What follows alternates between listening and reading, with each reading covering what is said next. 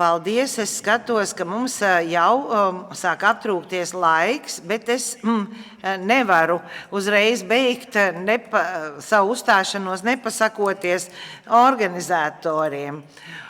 Un atbildot uz to arī, ko Ukrainas kolēģis teica, lūdzu, nākamgad neaizstājiet mani ar mākslīgo intelektu, es gribu atkal uz šejieni braukt un uzstāties. Vai jūs varat uzlikt manu prezentāciju uz ekrāna? Jā, kā es biju seminārā pagājušā gadā, es centos saprast, kas tad ir noticis IP jomā Lietuvas tiesās. Un es gribu teikt, ka šis gads ir bijis gana mierīgs. Tā kā es skatījos arī apelācijas tiesās, un arī neko citu neatradu. Un tad es apskatīju Viļņas reģiona tiesu un atradu no visām pabeigtajām lietām, kur ir saistītas preču zīmes vai zīmoli par autortiesībām. Mums nav ekskluzīvā jurisdikcija. 40% beidzās ar mierīzlīgumu, un vienreiz ir jāliek klāt arī atsaukums, kas bija daļēji nevis tiesas, bet vienkārši mierīzlīgums, kas ir ārkārtīgi pozitīvi pārsteidzoši, kas padara gan manu uzdevumu grūtāku. Bet es domāju, tik daudz mierīzlīgumu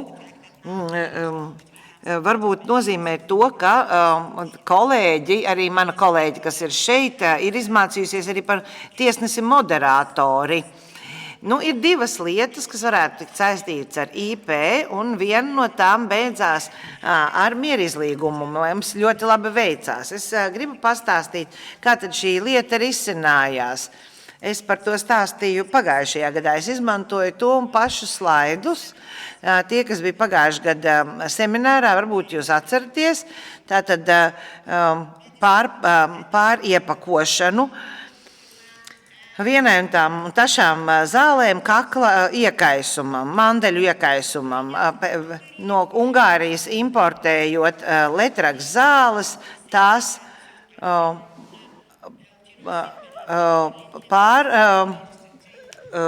pārsauca L-tiroksīnu berlinšemī, kas ir reģistrētas preču zīme, un bija tā sauktie BMS nosacījumi.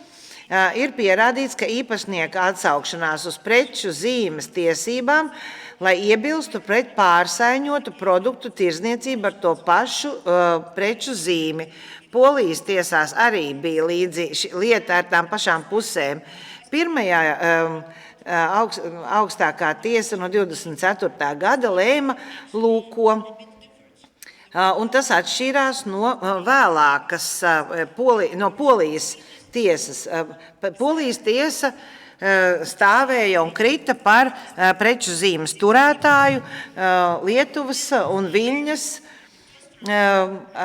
augstākās tiesas bija citās domās, sakot, ka pirmajā raundā tiesa nepareizi skatīja atbildētāja nevis legālos, nevis juridiskos, bet praktiskos iemeslus neņemot vērā. Proti, ka ja zāles tiktu pārdotas nepārsaucot, tās neviens nepazītu. Un ko augstākā tiesa lika, protams, tur bija jāvāc fakti, analizēt argumentāciju, ko atbildētājs stādīja priekšā. Bija vēl importētājs, kurš atsauca savu pieteikumu, un bija jāpārbauda, vai letroksu atteicās aptiekas pārdot, un kā arī, ka pircēji negribēja tādu pirkt. Un ko tiesa teica, ka te ir sabiedrības intereses jāizstāv, un tiesai jābūt daudz aktīvākai. Un kas tad notika tālāk? Izrietošais. Tātad atbildētājs laikam bija ārkārtīgi sapriecājies.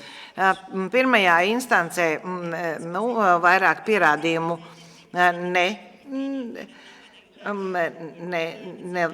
neiesniedza, bet dažkārt, un Latvijā varbūt arī, viņi saņem tādu tiesisku eksperta atzinumu no iepriekšējā pensionēta tiesneša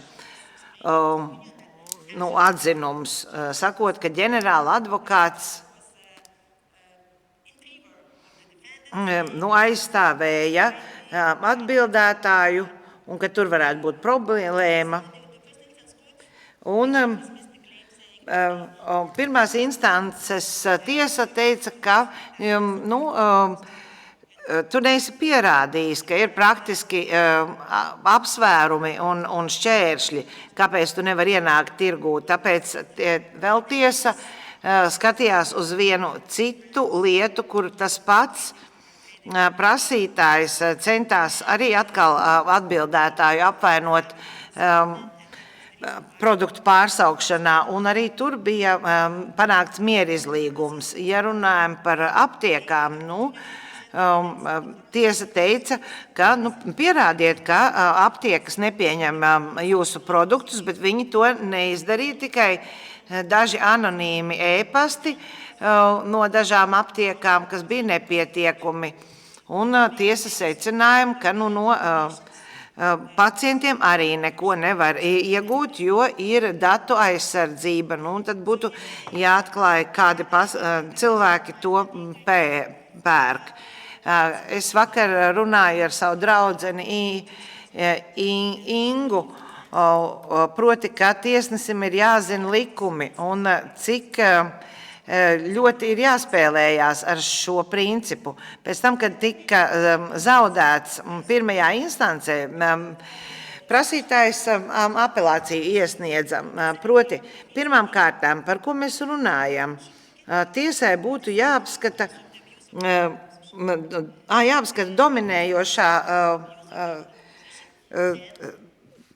dominējošais tirgus stāvoklis. Un pat, ja tur ir procesuālie pārkāpumi, bija jāvēršās Eiropas Savienības tiesā un konkurences padomē. Un tiesa saka, paga, jūs cenšaties kaut ko pilnīgi jaunu te prasīt, dominējošā pozīcija, un tu nokavēji, tu prasītāji nokavēji. Un tu centies tagad pēc noilguma panākt šo jautājumu. Atbildētājs arī gribēja vērsties Eiropas Savienības tiesā, bet tiesa teica, ka dominējošā pozīcija šeit nav piesaucama, par to mēs nelēmām. Un augstākā tiesa šogad atsauca apelācijas tiesas spriedumu, ka patiešām dominējošā pozīcija bija ārpus lietas tvēruma, bet es nebiju panelī, bet es lasījot pamatojumu ļoti priecājos, jo beigu galā tiesa teica, ka ienākšana tirgū nenozīmē, ka tu pārņemsi šo preču zīmes īpašnieka tirgus vietu. Es ārkārtīgi par to priecājos, jo tieši šādiem vārdiem bija apsvērumi arī Polijas lietā. Vai man turpināt ar konkurences lietu vai runāt par pēdējo lietu manā prezentācijā? Šī ir vēl viena lieta. Apelācijas tiesa, tāds parasts strīds par preču zīmēm, bet tas varētu būt interesanti jums. Tātad prasītājs Igaunijas uzņēmums un centās tiesā anulēt Lietuvas patentu valdes lēmumu par reģistrāciju vārdam direjs, balstītoties uz mūsu nacionālo preču zīmes likuma 8. pantu. Ko prasītājs teica? proti, ka Direjs ir video spēļu, tātad zirgu skriešanās video spēļu platforma, ko izstrādājas prasītājs. Un vārdisko preču zīmi sākumā izveidoja trešā persona, kas vēlāk nodeva autortiesības prasītājiem. Tātad nosaukums Direjs ir plaši pazīstams un ir īpaši saistīts ar prasītāju izstrādāto video spēļu platformu. Tādējādi